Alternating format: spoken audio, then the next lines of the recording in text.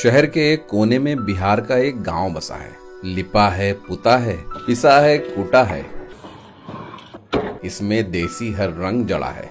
जहां कंडे पे तपती बाटियों में रियासते मगध का राज दबा है, उसी भस्म में ये टमाटर भी भुना है और बैगन को झुलसाकर ये चोखा भी जना है। अरे गर्मा गर्म बाटियां निकाल रहे हैं हाथ से।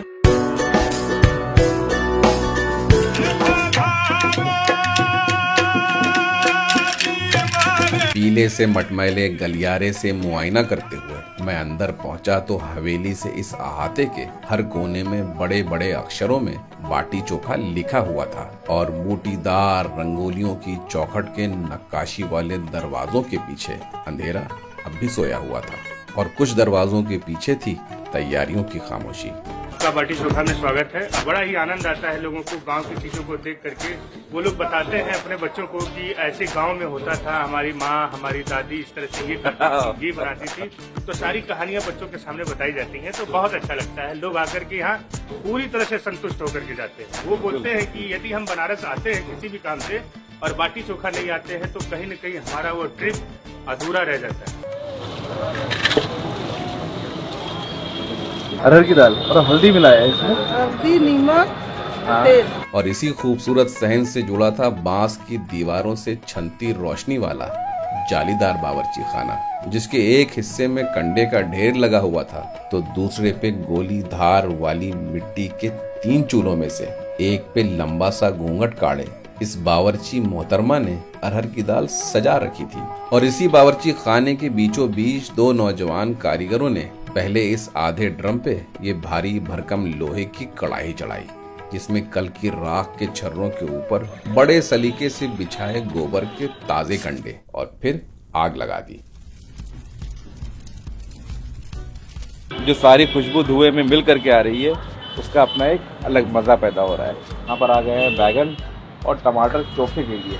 मिनट भर में जब ये कंडे दहकने लगे तो पहले उनका बिस्तर सा बनाकर बड़े बड़े चटख बैगनों को धुएं की आगोश में लिटा दिया और दोनों कारीगर बारी बारी एक नुकीले औजार से बैगनों को फंसाते और करवट बदल देते। 4-5 मिनट इसको ऐसे ही पकने देंगे और उसको पलटते जा रहे हैं। उसमें हल्का सा सुराग भी होता जा रहा है इसी वजह से, ताकि पकने में उसको मदद भी मिले। खामोशी में लीन इन कारीगरों ने गोद गोद कर इन बैगनों की अंगारों से इतनी गुफ्तगू करवाई कि वो झुलस कर स्याह हो गए और गूदा अंदर तक पक के फालूदा। फिर तैयार बैगनों को तसले में अलग करते ही उस खाली जगह को दर्जनों लाल टमाटर से ढक दिया।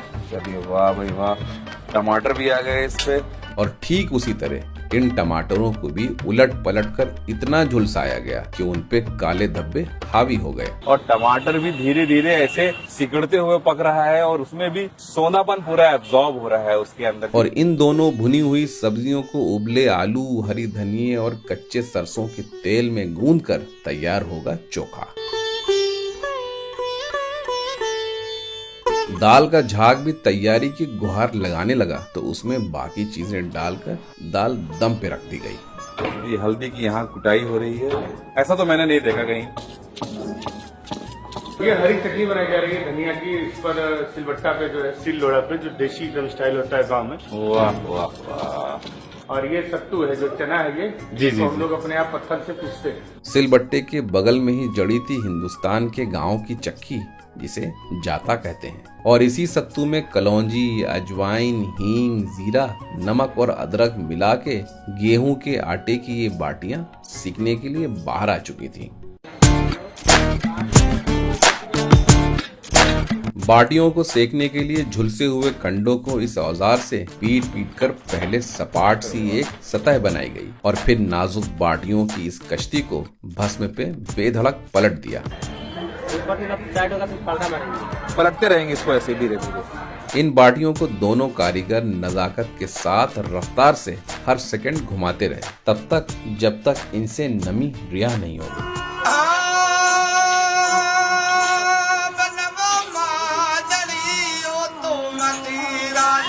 गर्मा गर्म बाटियां निकाल रहे हैं हाथ से। मैंने सोचा कितनी गंदगी है इस पे, इसे खाएंगे कैसे। बस मेरा सोचना ही था कि कारीगर ने इन झुलसती हुई बाटियों को जूट के बोरे में भरकर पूरी ताकत से दाएं बाएं मथने लगा।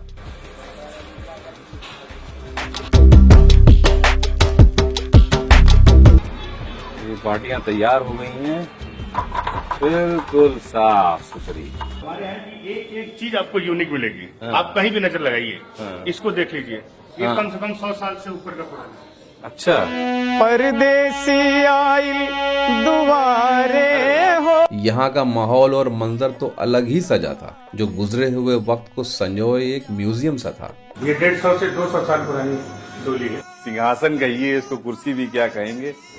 ये संदूक भी देखिए पुराने जमाने की है। वाह भाई, इस तरह के संदूक आपको देखने को नहीं मिलेंगे। शू काउंटर बनाया हुआ है बाकायदा। आप यहाँ पर बैठिए, अपने शूज रिमूव कीजिए, इस बास्केट में ये शूज रखेंगे, इसका लीजिए टोकन।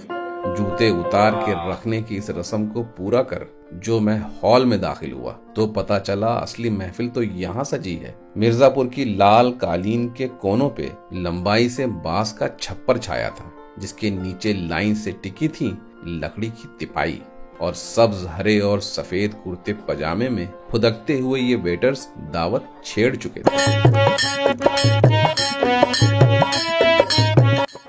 बैठते हैं, देखते हैं मेन्यू में है क्या। आइए भाई, एक सूप है और सूप को बहुत खूबसूरती से इन्होंने डेकोरेट किया है और उसी पे सारा मेन्यू दिया हुआ है। आज की दावत मेरी तरफ से थी, इसलिए मैंने ऑर्डर किया इनका सबसे स्पेशल बाटी चोखा। ये हो गई हमारी, ये धनिया का चटनी है सर। धनिया की चटनी, ये टमाटर की चटनी है। टमाटर की चटनी, ये मूली। ये मूली।